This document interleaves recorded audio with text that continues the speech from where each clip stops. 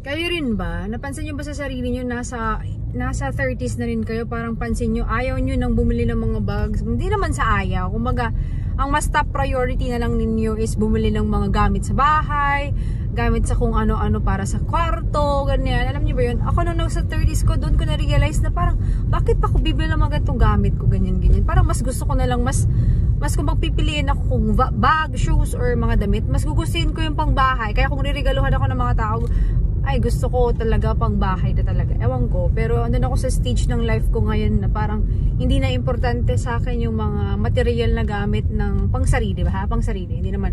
Kasi material na gamit pa rin naman yung mga pangbahay. Pero at least nagagamit. Or kaya food. Doon ako mas laging talagang, ewan ko, hindi ako marunong magtipid pagdating sa pagkain.